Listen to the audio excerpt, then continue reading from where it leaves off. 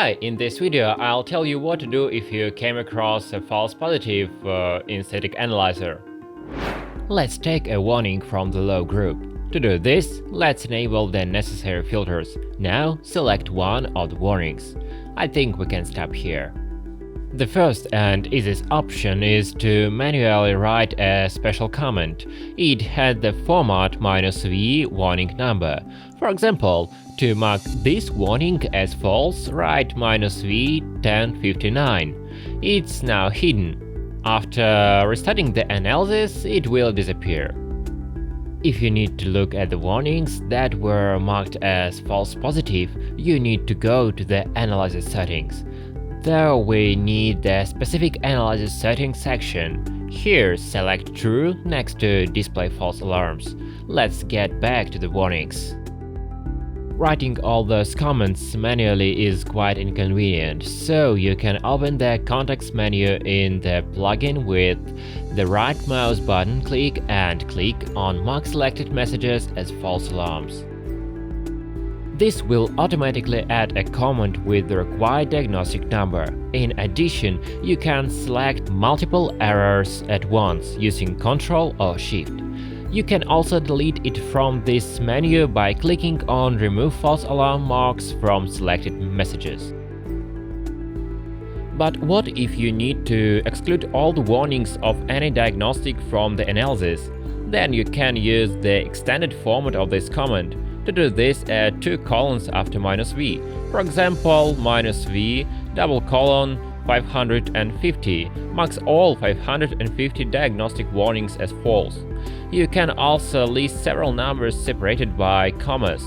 Now let's look at the case when you need to mark all 550 diagnostic warning as false. In the lines that contain the equality operator, you can specify pattern between colons. In our case, this is -v : 550. In addition, you can specify variables or expressions, but with one restriction: you can't use spaces. Marking false positive in a macro can be a very useful application. To do this, write the macro name between the colons. For example, to separate the new macro, use -v : new : 1059.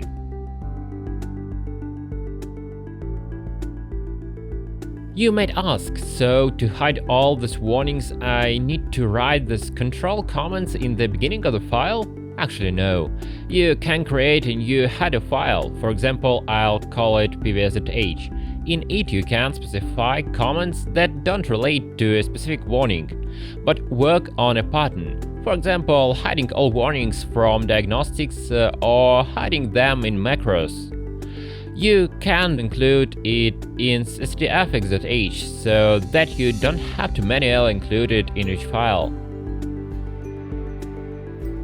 However, if you don't want to add a new header file to a project, then you can create a special file for filtering. To do this, right-click on the project or solution, then go to Add New Item.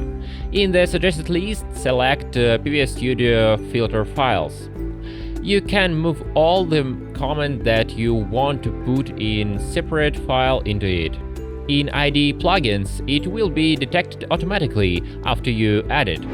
To work in PVS Studio CMD or pvstudio.net, you need to pass it via the -c flag. For example, this is what it might look like. To work in PVS Studio Analyzer, you can add the path to .pvsconfig to the configuration file and pass it via the -cfg flag. Thanks for watching to the end. If you have any questions, don't hesitate to contact us in support.